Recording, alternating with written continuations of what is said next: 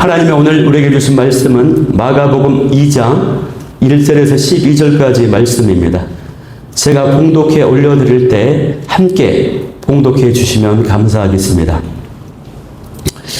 수일 후에 예수께서 다시 가버나움에 들어가시니 집에 계시다는 소문이 들린지라 많은 사람이 모여서 문 앞까지도 들어설 자리가 없게 되었는데 예수께서 그들에게 도를 말씀하시더니 사람들이 한 중풍병자를 네 사람에게 메어 가지고 예수께로 올세 무리들 때문에 예수께 데려갈 수 없으므로 그 계신 곳에 지붕을 뜯어 구멍을 내고 중풍병자가 누운 상을 달아내리니 예수께서 그들의 믿음을 보시고 중풍병자에게 이르시되 작은 자야 내 제사함을 받았느니라 하시니 어떤 서기관들이 거기 앉아서 마음에 생각하기를 이 사람이 어찌 이렇게 말하는가 신성 모독이로다. 오직 하나님 한 분 외에는 누가 능히 죄를 사하겠느냐. 그들이 속으로 이렇게 생각하는 줄을 예수께서 곧 중심에 아시고 이르시되 어찌하여 이것을 마음에 생각하느냐. 중풍병자에게 내 제사함을 받았느니라 하는 말과 일어나 내 상을 가지고 걸어가라는 말 중에서 어느 것이 쉽겠느냐. 그러나 인자가 땅에서 죄를 사하는 권세가 있는 줄을 너희로 알게 하려 하노라 하시고 중풍병자에게 말씀하시되 내가 내게 이르노니 일어나 내 상을 가지고 집으로 가라 하시니 그가 일어나 그 상을 가지고 모든 사람 앞에서 나가거늘 그들이 다 놀라 하나님께 영광을 돌리며 이때 우리가 이런 일을 도무지 보지 못하였다 하더라. 아멘. 네, 저는 오늘 이 시간에 중풍병자를 고치신 예수님, 중풍병자를 고치신 예수님이라고 하는 제목을 가지고 말씀을 나누도록 하겠습니다. 그 전에 유머를 또 하나 하고 시작하겠는데요. 똑똑한 앵무새 이야기입니다. 똑똑한 앵무새 이야기. 나이 많은 어떤 권사님이 집에서 아주 똑똑한 앵무새를 키우고 있었습니다. 그런데 이 권사님은 믿음이 워낙 좋으셔가지고 이 똑똑한 앵무새에게 사도신경을 외우게 하고 주기도문을 외우게 했습니다. 아주 잘 훈련시켰어요.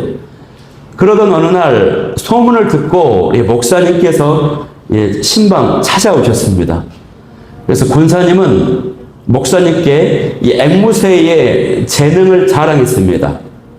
목사님, 이 앵무새가요, 오른발을 잡아당기면 주기도문을 외우고요, 왼발을 잡아당기면 사도신경을 말해요. 그랬더니 이 말을 듣고 이 상상력이 풍부한 이 목사님께서 아이고 정말 훌륭하네요. 놀랍네요. 그러면 양발을 다 잡아당기면 어떻게 되지요? 라고 물었어요. 그러자 그 소리를 듣고 있던 옆에 있던 앵무새가 이렇게 답변하는 겁니다. 넘어지지 이 바보야. 네. 네, 감사합니다.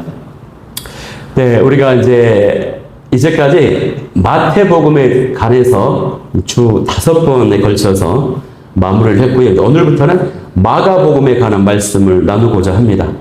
마가복음도 앞으로는 한 5번 정도 나누게 될 것으로 보입니다. 오늘 이 마가복음의 첫 번째 시간인 만큼 마가복음이 어떤 내용인지 기본적인 내용을 좀 살펴볼 필요가 있습니다. 마가복음의 저자는 마가입니다. 초대교회 지도자였던 바나바의 조카예요. 한때는 사도 바울과 전도 여행을 가다가 너무 힘들어서 중간에 포기하고 도망가 버렸죠. 나중에 회복되어서 위대한 지도자가 되었습니다. 그런데 이 교회의 전통에서는요, 이 마가의 영적 스승이 누구냐? 베드로라고 얘기합니다. 베드로가 훗날 로마에까지 가게 되었고, 마가는 그와 함께 머물면서 베드로의 곁에서 로마에서 전해드는 말씀을 기록했습니다. 이 기록이 바로 우리가 읽고 있는 마가복음인 거예요. 다시 말하면 마가는 자신의 이 마가복음서를 작성할 때에 베드로에게서 들은 이야기, 또 베드로를 통해서 얻은 자료, 이거를 토대로 이 책을 완성했던 것입니다. 지난번에 나눴던 것처럼 이 마태복음의 이 대상은 누구냐면 유대인들, 정통 유대인들을 대상으로 한 기록이었다면 이 마가복음은요, 로마인들, 이방인 그리스도인들을 대상으로 쓰여진 기록인 겁니다. 당시 로마 사회는요, 우상 숭배가 있었는데 그게 바로 황제를 숭배하는 사상이 가득했어요. 이 황제 숭배 사상이 더 심화되어서 이게 이제 종교로까지 변질됩니다. 종교가 되어버렸어요. 그래서 황제를 숭배하지 않은 이 그리스도인들에게 큰 어려움이 찾아오게 된 것입니다. 그리고 그 시점에 로마 대화재가 일어나서 이 화재 사건을 빌미로 이 그리스도인들이 로마에 방화를 일으켰다라고 이제 거짓 소문이 퍼뜨려지는 바람에 기독교인들이 엄청난 박해와 핍박을 받고 있는 상황 가운데 있었어요. 그 시절에 예수님을 믿는다라고 하는 것, 그리스도인이 된다라고 하는 것은요, 그야말로 순교를 각오하는 말과 다름이 없었습니다. 이런 시대적 배경 속에서 로마 교회의 지도자였던 이 마가는요, 이 성도들이 이런 환난과 시련을 이겨내고 믿음을 굳게 하고 우리 주인 되시는 구주 되시는 예수 그리스도를 강하게 붙잡고 따라갈 수 있도록 하기 위해서 이 마가복음을 기록했던 것이에요. 그래서 마가복음의 내용을 살펴보면은 예수님께서 하나님의 아들로서 권세와 위엄을 지니셨음에도 불구하고 이 땅에서 고난과 죽음을 당하셨다. 이것을 보여줍니다. 또 예수님이 부활하시고 승천하셔서 최후의 승리를 이루셨다. 이런 얘기를 강하게 이야기하는 겁니다. 그래서 그 내용과 속도와 문체를 보면요, 굉장히 빠릅니다. 굉장히 생동감이 있어요. 신학적인 설명이 별로 없어요. 그냥 행동 중심으로, 사건 중심으로 강렬하게 이렇게 기록을 했어요. 그래서 이걸 읽는 독자들은요, 강력한 인상을 받게 되는 것입니다. 이처럼 예수님의 권능, 사역, 죽으심, 부활을 힘있게 전달하는 이유가 있는데, 그것은 성도에게 진정한 축복은 이 땅에 있는 것이 아니라 장차 우리가 천국에 가게 되면 이루어질 새 하늘과 새 땅에서 거기에서 하나님의 영광과 축복을 누리게 된다. 이것이 성도의 축복이다. 이것을 강조하고 있습니다. 이것을 바라보게 만드는 것이에요.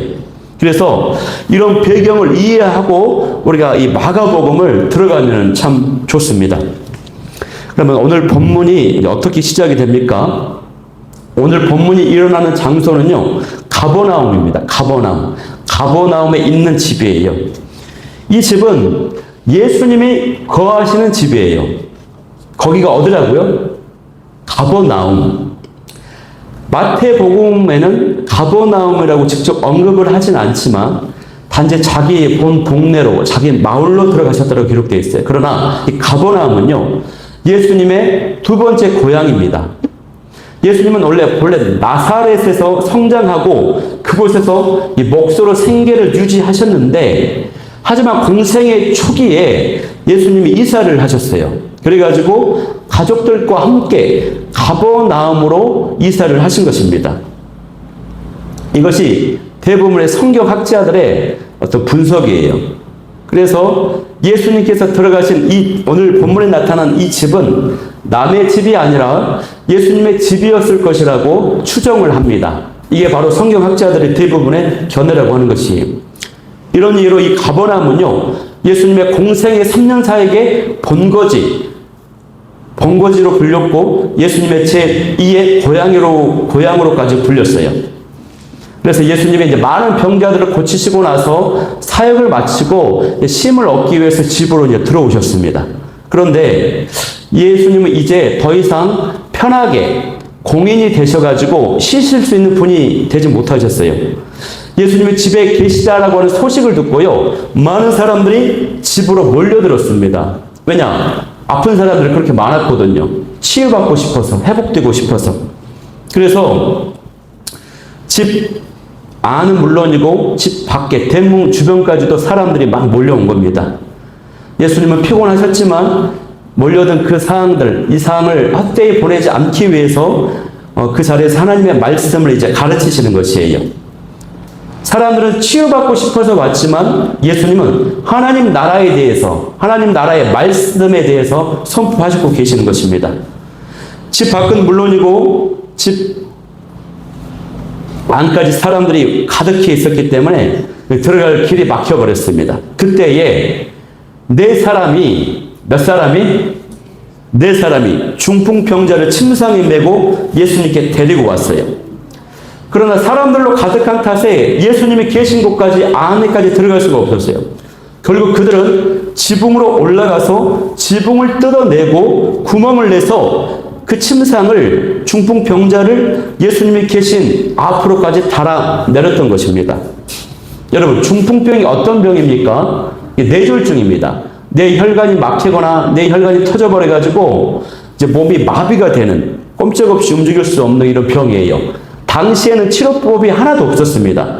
꼼짝없이 누워 평생을 지내야 되는 것입니다. 그래서 예수님께서 그 중풍병자를 보시고 치유해 주신 것입니다. 고쳐주신 것입니다. 이것이 바로 오늘 본문에 나타난 내용이에요. 그런데 이 사건은 집중해서 잘 들어야 됩니다. 말씀 잘 안 듣는 분이 계신 것 같아요. 네. 이 본문은요, 마태복음, 마가복음, 누가복음에 모두 기록되어 있어요. 매우 자세히 묘사되고 있어요. 이는 그만큼 이 말씀이 중요한 의미가 있다라고 하는 것입니다. 단순히 병자를 치유한 사건에서만 본다면 이 중풍병보다도 더 심각한 병을 고친 사건이 굉장히 많아요. 심지어는 죽었다가 살아난 부활 사건도 많이 있거든요. 근데 그런 나사로의 부활 같은 이런 사건들조차도 4개의 복음서에 유일하게 딱 한 번만 기록이 되어 있어요. 더 극적인 사건도 이렇게 3번 이상 기록되지 않았어요. 그만큼 이 중풍병자를 고치신 오늘 본문의 사건이 그만큼 중요한 의미를 가지고 있다고 하는 것입니다. 그러면 왜 이렇게 3번씩이나 복음서에 상세하게 기록을 해 두었을까요? 그 이유는 이 사건이 예수님께서 사람들 앞에서 처음으로 자신이 죄를 사할 수 있는 권세를 가진 분이라고 하는 것을 공개적으로 나타낸 말씀이기 때문에 그래요. 많은 사람들 앞에서 최초로 내가 죄를 사할 수 있는 권세를 지닌 존재다라고 하는 것을 가르쳐준 사건이라고 하는 것입니다. 죄를 사하는 권세는요, 오직 하나님만 가지고 계세요. 하나님 외에는 그 누구도 사람의 죄를 용서할 수가 없습니다. 그런데 예수님께서 그 권세를 직접 행사하심으로써 자신이 하나님의 아들이시고 하나님이시라고 하는 사실을 보여주신 사건이에요. 따라서 이 본문은요, 단순히 병자를 치유하신 사건이 아니라 예수님의 신성과 권세를 선포하는 아주 중요한 사건인 것입니다. 그래서 이 중풍병자의 침상이 지붕으로부터 내려왔을 때 예수님께서 무엇라고 말씀하셨습니까? 5절 말씀, 우리 말씀 한번 합독해 보겠습니다. 5절 시작. 예수께서 그들의 믿음을 보시고 중풍병자에게 이르시되 작은 자야 내 제사함을 받았느니라 하시니 라고 말씀하셨어요. 아멘. 이 작은 자는 아가야, 사랑하는 친숙히 표현, 얘야 이런 표현이에요. 친숙하게 말하는 것. 중풍병을 치유받고 싶어서 찾아온 그들에게 치유되었다라고 말씀하지 않으시고 먼저 죄악의 문제를 해결해 주시는 것입니다. 마가복음 앞에 1장의 내용만 보더라도요, 예수님은요, 많은 사람을 고쳐주셨거든요. 이렇게 나병 환자를 고쳐주셨고, 귀신 들린 사람을 고쳐주셨고, 베드로의 장모까지도 고쳐주셨어요. 그런데 여기서는 제사함을 먼저 말씀하시는 것입니다. 고쳐주시지 않으시고. 이 대목에서 우리가 생각해 볼 점이 있는데 그게 뭐냐면 중풍병자의 경우에는 이 질병의 문제보다도 죄의 문제와 관련이 되어 있었다라고 하는 것을 알 수 있어요. 죄 문제가 있었구나. 그러나 저는 그런 측면보다는 죄악이 먼저 처리되어야 했다라기보다는 저는 이 말씀을 묵상할 때 이런 감동이 들어졌어요. 중풍병자의 상황을 생각할 때에 예수님의 그이가 갖고 있는 죄책감, 어떤 수치심, 어떤 상처를 회복시켜 주신 것이다 이렇게 이해가 됐습니다. 왜냐하면 중풍병자는요, 움직이지를 못하기 때문에 노동을 할 수가 없어서 경제적으로 굉장히 가난합니다. 또 사회적으로 공동체 생활을 못하기 때문에 외롭고 격리가 되어 있어요. 무엇보다도 어떤 마음이 있냐면 절기가 닥치면은 성전에 가서 예배를 드려야 돼요. 또 어떤 죄가 지었다고 했을 때 속죄 제사로 해서 그 죄 문제를 해결해야 되는데 절기 때 속죄 제사를 드릴 수가 없어요. 그로 인해서 스스로의 엄청난 죄책감이 있는 겁니다. 나는 죄인이구나. 이 죄 문제를 해결하지 못하구나. 더욱이 주변 사람들은 이 질병이 죄 때문에 왔다라고 생각하고 있기 때문에 이런 죄책감과 상처와 외로움과 수치심으로 가득 있었던 거예요. 이것을 예수님께서 해결해 주신 것으로 저는 묵상을 했습니다. 좋은 친구들이 주변에 있었던 것으로 봐서 나름 괜찮은 사람이었던 것으로까지도 이해될 수 있어요.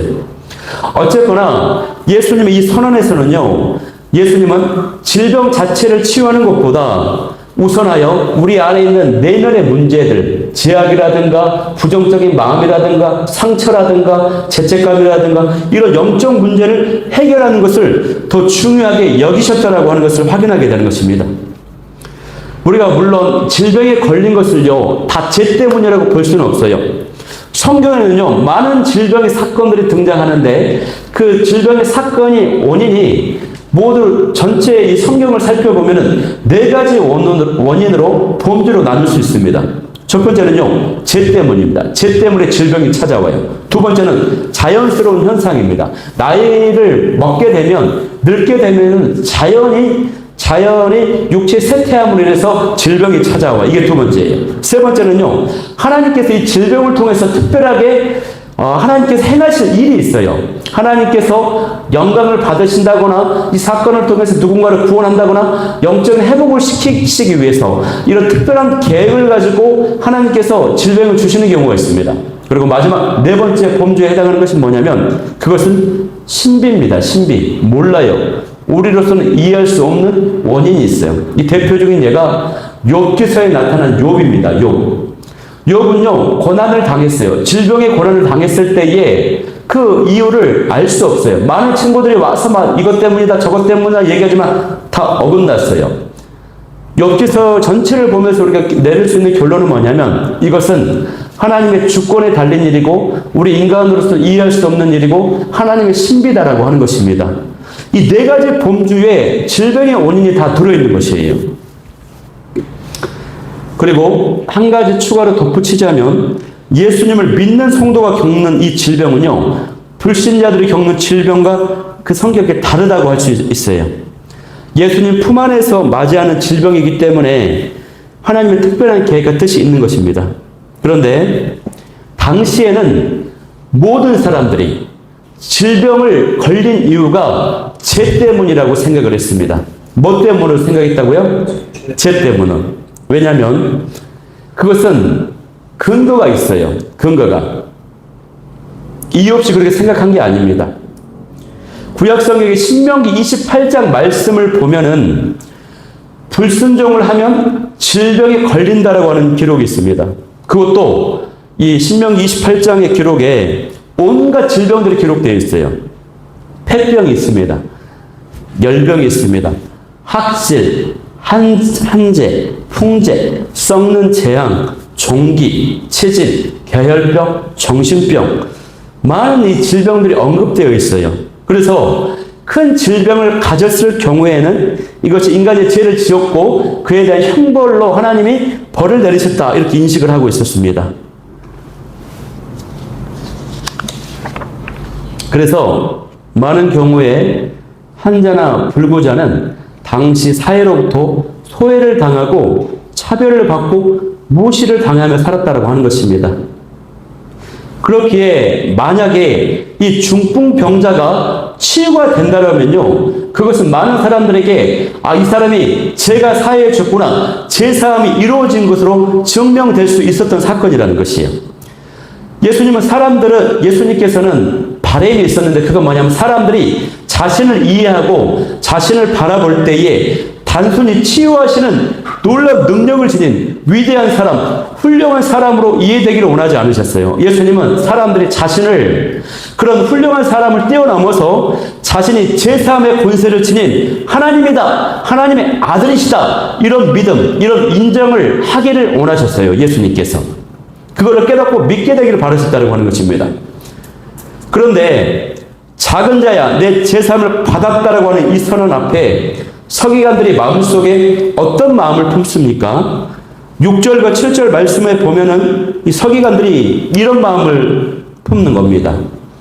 어떻게 이렇게 말할 수 있는가? 이거는 신성 모독이다 이렇게 말합니다. 하나님 한 분 외에는 그 누가 죄를 사할 수 있는가? 이렇게 말을 하는 것이 참 참남하다. 그리고 이것은 신성을 모독하는 발언이다. 신성을 모독하게 되면요, 어떻게 되냐면요, 돌에 쳐맞아 죽어야 되거든요. 이거는 굉장히 위험한 발언이에요. 예수님이 굉장히 위험한 발언을 한 겁니다. 더군다나 이 서기관들은요, 예수님의 일거수일투족을 주시하면서 정죄할 거리, 책망할 거리를 잡기 위해서 예루살렘에서 파견된 사람들이에요. 일종의 스파이입니다. 스파이. 그리고 그냥 단순한 스파이가 아니라 최고의 교육을 받은 율법의 전문가들이에요. 성경의 전문가들이에요. 교회의 전통의 전문가들이에요. 이들이 배운 율법과 전통과 지식으로는 예수님이 하신 이 발언은 도저히 용납이 될 수 있나요? 없나요? 용납이 될 수가 없는 것이에요, 여러분. 죄를 사하실 수 있는 분이 오직 하나님 한 분밖에 없는데, 그런데 예수님께서 이 제사함을 선포하니까 이것은 당연히 신성 모독에 해당이 되는 것입니다. 서기관들의 말이 맞는 거예요, 여러분. 죄를 사하는 권세는 하나님만이 갖고 있는 거거든요. 심지어 당시의 생각과 인식으로는요, 그들이 그토록 기다리는 장차 오시는 메시아조차도 제사할 수 있는 권세가 없었어요. 당시 사람들의 인식 속에서 그들이 그토록 기다리는 메시아조차도 그들은 사단 마귀 악 같은 악을 척결하고 승리하는 메시아, 우리에게 번영과 풍요를 가져오는 메시아였지, 그 메시아조차도 죄를 사하는 권세가 없어요. 그런 개념이에요. 여러분, 이 서기관들이 율법의 전문가고 교회 전통의 전문가고 성경의 전문가, 그래서 틀릴 리가 없습니다. 그런데 서기관들이 맞았습니까? 틀렸습니까? 틀렸습니다. 왜냐? 이들은 예수님이 누구신지를 몰랐기 때문이에요. 이들은 예수님의 능력과 역사하심을, 또 하나님의 능력과 역사하심을 몰랐기 때문이에요. 그리고 그 하나님의 능력과 역사하심을 자기가 가지고 있는 지식, 이 전통, 경험, 그걸로 제한을 시켜버렸기 때문에 그래요. 그래서 틀린 것입니다, 여러분. 여러분, 우리도 이런 실수를 범할 수가 있어요. 우리의 제한된 지식과 경험과 우리의 신학과 우리의 어떤 편견들이 하나님을 이해하는 데 방해할 수 있어요. 하나님이 하시고자 하는 능력과 역사하심을 제한시킬 수가 있다고 하는 것입니다. 바라옵기는 하나님의 능력과 역사하심에 대해서 한없이 열려있는 저와 여러분이 다 될 수 있기를 간절히 소망합니다. 예수님께서요, 서기관들의 마음의 중심에 이렇게 생각하고 있는 것을 아시고요, 예수님이 뭐라고 말씀하냐면요, 우리 9절 말씀을 한번 합독해 보겠습니다. 9절 시작. 중풍병자에게 내 제사함을 받았느니라 하는 말과 일어나 내 상을 가지고 걸어가는 말 중에 어느 것이 쉽겠느냐라고 하는 것입니다. 여러분, 이 두 가지 중에서 어느 말이 더 쉽겠습니까? 예? 예, 맞습니다. 둘 다 쉽지는 않아요. 그러나 엄밀히 말하자면 쉬운 것은 네가 내 제사함을 받았느니라 라고 하는 말이 쉬워요. 왜냐하면 이것은 사람들의 눈으로 증명을 할 수가 있나요? 없나요? 증명을 못해요. 우리 눈으로는 이 사람의 제사함을 받았는지 그렇지 않은지를 알 수가 없는 것입니다. 그냥 말로 하면 끝이 나버려요. 그러나 내 상을 가지고 걸어가라 하는 이 말은요, 지금 당장 눈앞에서 증명해 보여야 되는 일이기 때문에 어려운 일입니다. 지금 그 집안에 있는 모든 사람들이 그렇게 생각을 하고 있는 거예요, 지금. 일어나 앉을 수도 없고 걸을 수도 없는 꼼짝없이 누워있는 이 중풍병자가 어떻게 일어날 수 있겠냐 하는 거예요. 이거는 증명하기가 굉장히 어렵죠. 그래서 예수님은요, 이 10절 말씀에서 인자가 땅에서 죄를 사는 권세가 있는 줄을 너희로 알게 하려 하노라 라고 선언하십니다. 오늘 본문에서 가장 중요한 본문이에요. 10절 말씀 한번 읽어봅니다. 10절 시작. 그러나 인자가 땅에서 죄를 사하는 권세가 있는 줄을 너희로 알게 하려 하노라 하시고 중풍병자에게 말씀하시되, 예수님은 하나님의 아들이시고 우리 죄의 문제를 해결하시기 위해서 우리 가운데 오신 분이세요. 그래서 예수님이 이 10절 말씀을 통해서 사람들에게 바로 이 대속의 은혜에 대해서 알려주십니다. 누구든지 예수님을 믿기만 하면 구원에 이르게 된다고 하는 복음을 알려주세요. 예수님은요, 많은 권세를 가지고 계셔요. 가르치는 권세, 말씀의 권세, 귀신을 쫓아내는 권세, 치유하는 권세, 하늘과 땅의 권세. 그러나 많은 이 권세 중에서 예수님의 가장 크고 위대한 권세는 어떤 권세냐? 제사함의 권세입니다, 여러분. 죄를 사해서 구원을 주시는 그 권세, 이 권세가 예수님의 가지신 권세 중에서 가장 큰 권세라고 하는 것입니다. 사람들이 나의 죄를 용서해 주셨을지라도, 대한민국의 법이 너희가 죄가 없다라고 인정해 줬을지라도 최종 결정권자인 하나님께서 너의 죄가 사함 받았다, 없다라고 인정해 주지 않으면 우리 인간에게 진정한 평안과 기쁨이 없는 것입니다. 예수님께서 제3의 권세가 있다고 하는 것을 모든 사람에게 증표로 보여주시기 위해서 이 중풍병자를 고쳐주신 것입니다. 이를 통해 예수님께서 제3의 권세가 있다고 하는 것을 알게 되었어요, 여러분. 그래서 예수님이 11절 말씀에서 이렇게 말합니다. 내가 내게 이르노니 일어나 내 상을 가지고 집으로 가라. 이 선언을 하고 나서 진짜 그대로 중풍병자가 이 상을 가지고 걸어 나갔습니다, 여러분. 그 일이 일어났어요. 이 사건이 벌어지니까 사람들이 얼마나 놀랐을까요? 또 이 친구들은 얼마나 기뻤을까요? 그런데 이제부터 진짜 중요합니다. 이제부터 여러분. 그런데 여기서 우리가 한 가지 생각해 볼 점이 있어요. 그게 뭐냐면, 예수님께서 내 죄사함을 받았다 하는 이 말씀을 이루기 위해서는 한 가지 전제가 되어야 돼요. 한 가지가 이루어져야 돼요. 그게 뭐냐면, 그것은 예수님께서 십자가에 달려서 죽으셔야만 하는 겁니다. 십자가에서 그 고통을 당하시고 죽으셔야만 이 선언을 할 수가 있는 거예요. 그래서 예수님 입장에서는, 또 하나님 입장에서는 그 두 가지 사건 중에서 쉬운 것은 치유하시는 사건이에요. 실제로는 하나님 입장에서는 이 제사함을 받았다라고 하는 이 선언이 더 어려운 일입니다. 왜냐? 십자가에서 그 큰 고통을 당하시고 죽으셔야만 하기 때문에. 그래서 우리는 이 제사함의 증거로 우리에게 치유를 선언하시고 베푸시는 그 예수님께 감사해야 된다고 하는 것이에요. 여러분, 내가 어떤 질병이 있었어요. 그런데 이 질병을 기도함으로 내가 치유를 경험하게 됐어요. 치유의 은혜를 입은 것은, 그러면은 그것은 예수님의 그 고통스러운 십자가 죽으심을 통해서 제사함의 은혜가 먼저 있었기 때문에 그것이 나에게 치유의 은혜로 연결되었다고 하는 것입니다. 그냥 단순하게 예수님이 능력을 행하셔서 우리에게 치유의 은혜를 베푸신 것이 아니에요. 예수님께서 그 십자가의 고통, 제사함의 은혜를 이루시고 나서 치유의 은혜가 나에게 연결되었다고 하는 것이, 그래서 이것이 너무 감사한 것입니다, 여러분. 오늘 본문은 예수님께서 치유하시고 치료하시는 예수님이심을 강력하게 선포하고 있어요. 중풍병자를 고치신 이 예수님의 사역을 우리가 살펴보면서 우리 마음속에 확신을 가져야 됩니다. 어떤 확신일까요? 중풍병자를 고치신 예수님께서 오늘도 우리의 질병을 치유하신다라고 하는 이 사실, 이 확신을 갖기를 소망합니다.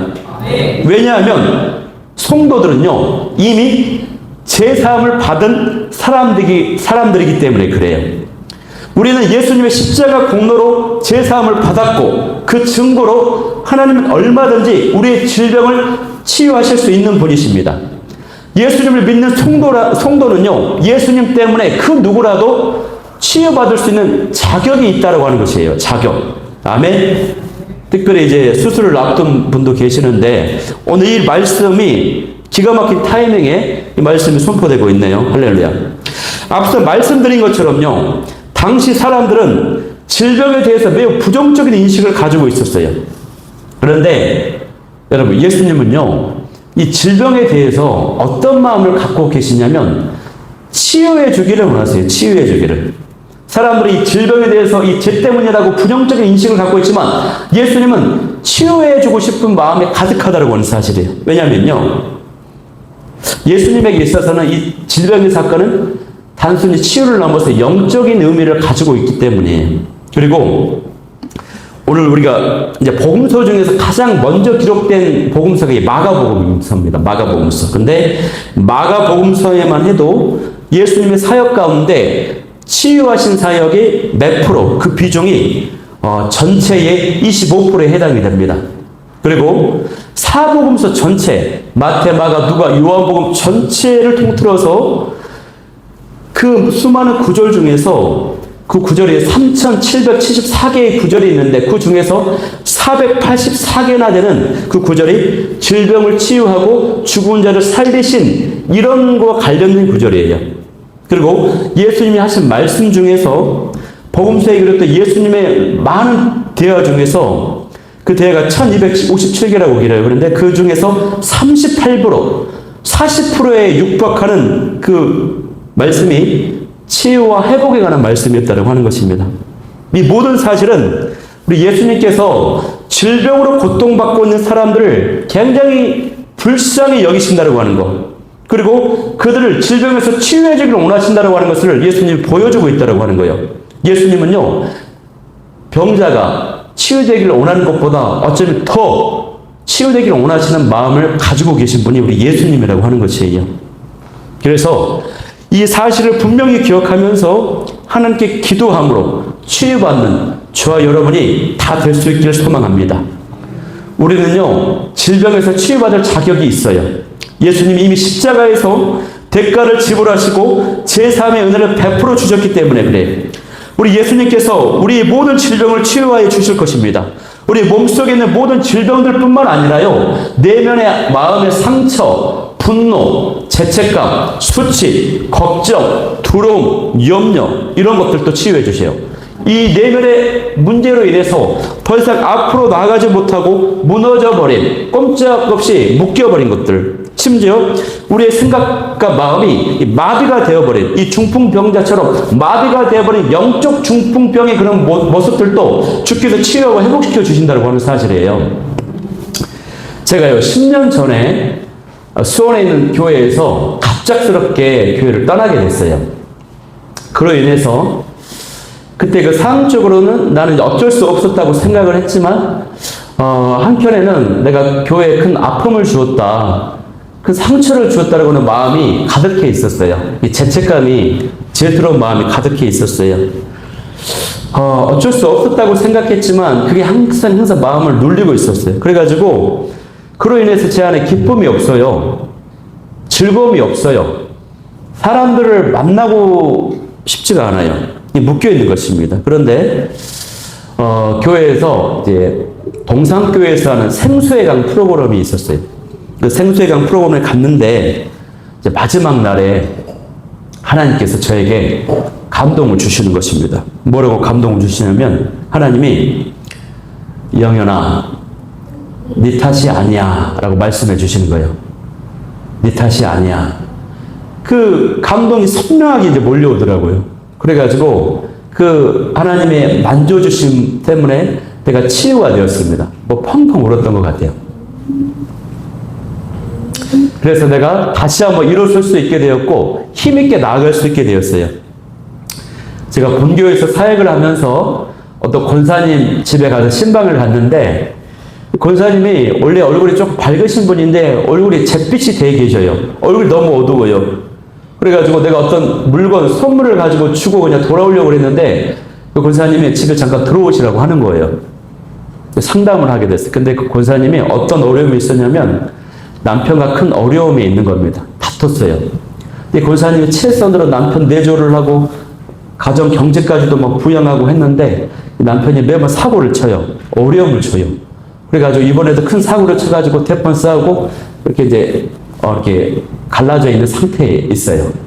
그러면서 이분이 권사님이 어떤 마음이 있냐면, 나는 정말 최선을 다했는데, 나는 정말 내가 할 수 있는 모든 걸 다 했는데 이 문제가 해결이 되지 않으니까 내가 뭐를 잘못했나? 내가 잘못한 건 뭐지? 내 죄는 뭐지? 내가 남편에게 못한 게 뭐지? 이런 어떤 자책과 정죄감으로 가득 차 있더라고요.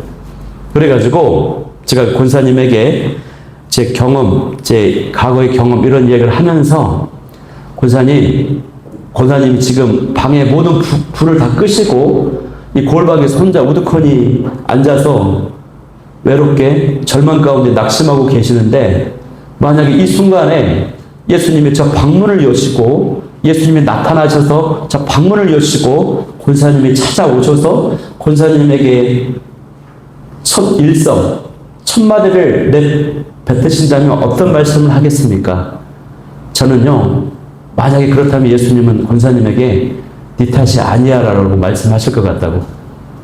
권사님 탓 아니에요. 이러면서 제가 또 이런저런 성경 말씀을 또 복음서 또 이제 열매가는 말씀도 하면서 막 위로를 해줬어요. 권사님 말씀 듣고 회복이 되셨어요. 위로가 돼서 치유가 되셨어요. 여러분, 육체의 질병뿐만 아니라 우리의 마음, 우리의 내면의 문제까지도 치유해 주신다고 하는 겁니다. 또 다른 의미의 치유가 있어요. 어떤 치유가 있냐면요. 다른 의미의 치유가 있냐면, 치유가 안 되었는데 치유가 되는 것이 있어요. 이게 뭐냐면 가장 대표적인 인물이 사도 바울의 이야기입니다. 사도 바울은요, 자신에게 육체에 가시가 있었어요. 큰 질병이 있었어요. 학자들은 그게 아마 간질병이었을 것이다 라고 하는 겁니다. 사도 바울이 위대한 선교사인데 막 사역을 해야 되고 막 하는데 갑자기 막 발작, 간질이 일어나는, 설교 중에 막 하고 쓰러지는 거예요. 거품 불고 쓰러지는 이런 류의 질병이 있었다. 이걸 육체의 가시라고 표현했어요. 그래서 사도 바울이 사역하는데 이 질병이 너무 힘이 들어서 하나님께 막 3번이나 간절하게 기도했어요. 3번이나. 이 고쳐달라고, 사역에 방해가 된다고, 하나님 고쳐주세요. 그런데 고린도후서 12장 7절 9절을 보면요, 주님께서 사도 바울에게 뭐라고 그러냐면, 내 은혜가 내게 족하도다 이렇게 말씀하세요. 이 말씀을 듣고 사도 바울은 더 이상 이 치유해달라고 하는 기도를 하지 않습니다. 더 이상 사도 바울에게 있어서 이 질병의 문제는 자신에게 더 이상 문제가 되지 않았던 거예요. 그러니까 여전히 질병의 문제가 있긴 있지만 그로 인해서 묶이지 않았어요. 그 말씀 듣고 이것은 문제가 아니구나라고 본인 안에서 해결이 되어버리고 자유해져 버린 것이에요. 자기에게 그것도 영향을 미치지 못해, 이 질병의 문제가. 그래서 치유가 되지 않았는데 치유가 된 것과 다름이 없다라고 하는 것이에요, 여러분. 이런 의미의 치유도 있다라고 하는 것이에요. 그러니까 이런저런 형태의 치유가 있어요. 육체의 질병을 치유하신 치유가 있고, 나의 마음을 이렇게 따뜻하게 만져주심으로 치유해 주신 것도 있고, 이 말씀을 통해서 더 이상 내가 이 문제에서 벗어나게 되는 그런 치유가 있다라고 하는 것이에요.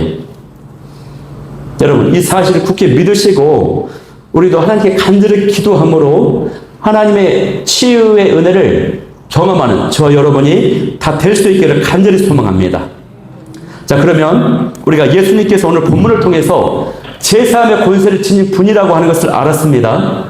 오늘 본문도 아주 감동적인 장면으로 해피엔딩으로 끝났습니다.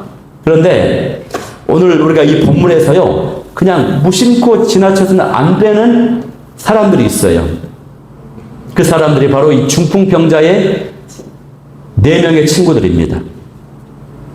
왜냐? 이 친구들의 믿음이 남달랐어요. 그래서 우리는 실천적 의미에서 우리가 본받아야 되는 이 측면에서 이 친구들의 믿음에 대해서 좀 살펴볼 필요가 있어요. 제가 짧게 2가지만 나누고 마치도록 하겠는데요. 이 4명의 친구들의 믿음은, 첫 번째, 그들의 믿음이 다른 사람을 위한 믿음이었다고 하는 것입니다. 누구를 위한 믿음이었다고요? 다른 사람을 위한 믿음이었어요. 예수님께서 이 믿음을 놀랍게 사용하셨다고 하는 거예요. 5절 말씀을 보면 예수님께서 그들의 믿음을 보시고라고 기록되어 있어요. 그들의 믿음. 이 중풍병자의 믿음이 아니라 중풍병자를 메고 온 내 친구들의 믿음을 보시고 고쳐주셨다고 하는 것입니다. 이것이요, 굉장히 흥미로운 점이에요. 굉장히 놀라운 점이에요. 왜냐? 예수님의 사역을 보면 예수님이 병자를 치유하실 때 항상 병자, 당사자의 믿음을 확인하시고 고쳐주셨거든요. 내 믿음이 너를 구원하였느니라. 내 믿음대로 될지어다. 네가 낫고자 하느냐. 이런 식으로 당사자의 믿음을 확인하시고 그 믿음이 있는 것을 보고 고쳐주셨어요.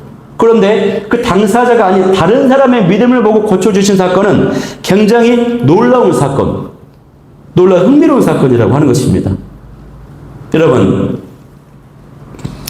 우리의 믿음과 우리의 중보 기도가 다른 사람의 삶에 영향을 미칠 수 있어. 다른 사람의 구원에 영향을 미칠 수 있다고 하는 것입니다. 이 친구들의 믿음은요, 철저히 이타적인 믿음이었어요. 예수님께서 그 믿음을 높이 평가해 주신 것입니다. 우리는 종종 나 중심적이고 이기적인 내 믿음을 갖고 있잖아요. 내 사업이 잘 되게 해주세요. 내 가정이 잘 되게 해주세요. 내 교회, 우리 교회 잘 되게 해주세요. 이런 식의 아주 이기적인 것을 할 수 있어요. 그러나 오늘 본문은 우리에게 중보의 기도, 다른 사람을 위한 어떤 헌신, 믿음, 이 기도, 이것이 굉장히 중요하다고 하는 것을 보여주는 것입니다. 그래서 내가 갖고 있는 이 믿음에 대한 지경을 넓혔으면 좋겠어요. 중보의 대상도 넓혔으면 좋겠어요. 우리가 미워하는 사람들, 우리가 미워하는 나라들, 막 세계 열방, 전 세계 선교사님들, 이런 지경과 대상이 넓어질 수 있기를 간절히 소망합니다. 그럴 때 우리의 믿음과 기도를 사용하셔서 하나님께서 그 다른 사람에게, 다른 지역에게 은혜를 베푸실 것입니다. 두 번째로 살펴볼 믿음은 뭐냐면, 이 친구들의 믿음은요, 어떤 믿음이었냐면 예수님을 만나는 데까지 가도록 책임지는 믿음이었어요. 다른 말로 말하면 장애물을 극복하는 믿음이에요. 중풍병자를 예수님 만나게 해야 하는데 사람들이 너무 많아서 갈 수가 없었잖아요. 그런데 포기를 하지 않았습니다. 만나게 하는 데까지 책임을 지고 나아갔다고 하는 것이에요. 당시에 팔레스타인의 이 집은요, 단층 슬랍으로 되어 있어요.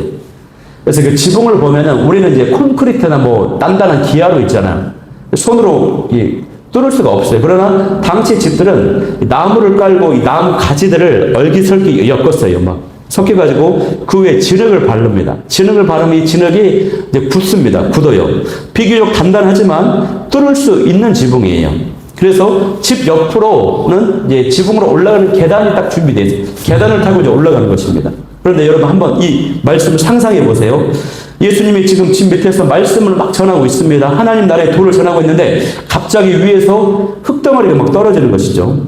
먼지가 날리고 들것에 누운 중풍병자를 내릴 만큼 큰 구멍을 내야 돼요. 그러니까 막 소리도 났을 거예요. 막 쿵쿵 소리도 났을 것이고 그 소리를 듣고 어떤 사람은 또 지붕 위로 올라가서 지금 뭐 하는 거냐고, 지금 예수님 밑에서 말씀 전하시는데 뭐 하는 거냐고 막 이렇게 소리치고 꼬집었을 거예요. 그러나 이 친구들은 그런 말에도 귀를 기르지 않아요. 도구도 없었기 때문에 막 돌로 막 찍어 내렸을 수도 있고 손으로 막 이렇게 팠을 거예요. 많은 시간이 걸렸을 거예요. 온 힘을 다해서 뜯어냈을 것입니다. 주변에 방해해도 장벽에도 굴하지 않았어요. 왜냐? 이들의 마음속에 딱 한 가지 생각뿐이었어요. 이 친구를 예수님 앞에 내려보내야 된다. 예수님을 만나게 해야 된다. 그래야 산다. 오직 이 1년만 있었다고 하는 것입니다. 여러분, 그래서 그들이 멈추지 않았거든요. 이것이 바로 믿음이라고 하는 것입니다. 믿음은 환경을 바라보지 않는 것이고 사람들이 안 된다, 그만해라, 포기해라, 그럼에도 불구하고 나아가는 것입니다. 주님 믿고 나아가는 것이에요. 그러면서 예수님의 은혜를 기대하며 나아가는 것입니다. 이 친구들이 그것을 위해서 딱 하나로 마음이 모아졌다고 하는 것입니다. 이 믿음을 예수님이 기뻐하셨어요. 우리에게도 이런 믿음이 필요합니다. 환경에 주저하지 않고 사람들의 말에 흔들리지 않고 끝까지 기도하고 끝까지 소망하고 끝까지 나아가는 이 믿음이 저와 여러분 가운데 넘쳐나기를 소망합니다. 저도 이제 교회 개척하고 이제 2달이 이제 딱 이제 2달, 이제 한 일주일만 더 하면 딱 2달이 되는데, 새벽에 설교를 할 때 이제 아무도 없어요, 성도들이. 유튜브 상에서는 많이 있는 것처럼 보여집니다. 유튜브 사역을 위해서라도 이제 예배를 찍기 위해서. 근데 이게 이제 마음속에 이게 오래 가면 참 쉽지 않겠다. 제 마음이 막 들어집니다. 그래서 이제 우드컨이 이제 앉아서 이제 기도합니다. 1시간 반 이상을 소리 내서 기도해요. 그때 하나님께서 믿음을 갖게 하시는 것입니다. 포기하지 말아라. 꿈과 비전을 가져라. 믿음을 가져라라고 기도하면 하나님이 마음을 만져주시는 것이에요. 그럴 때 여러분의 삶에도 포기하지 않고 나아갈 때 여러분의 삶에도 이 중풍병자가 일어나 걸었던 것처럼 큰 은혜와 기적이 나타나게 될 줄 믿습니다. 오늘 본문에서 죄를 사하시고 중풍병자를 고치신 그 예수님, 바로 그 능력의 예수님이 지금 우리가 믿는 동일한 예수님이세요. 예수님은 오늘 우리에게 말씀하십니다. 내가 내게 이르노니 일어나 내 상을 가지고 걸어가라. 이렇게 말씀하시는 겁니다. 연약한 믿음에서 일어나시기 바랍니다. 수많은 문제, 경제 문제, 건강 문제, 자녀 문제, 진로 문제, 나를 낙심케 하는 그 모든 문제에서 벗어나서 일어나시길 소망합니다. 그래서 믿음으로 돌파할 수 있는 어떤 장벽과 장애물 가운데서도 굴복하지 말고 나아갈 수 있는 저 여러분이 다 될 수 있기를 소망합니다. 기도 제목 3가지 나누겠습니다. 첫 번째 기도하기를 원하는 것은 제3의 권세를 지니신 예수님이 제3의 은혜를 주심에 감사하게 하여 주옵소서. 두 번째는 영적, 육적, 중풍병자와도 같은 나를 치유하여 주셔서 일어나게 하여 주옵소서. 세 번째는 중풍병자 친구들이 지녔던 이타적이고 포기하지 않는 믿음을 나에게도 허락하여 주옵소서. 이 기도 제목 가지고 오늘 일주간 살아내고 승리하는 저 여러분이 다 될 수 있기를 소망합니다. 우리 한번 찬양하며 나아가도록 하겠습니다.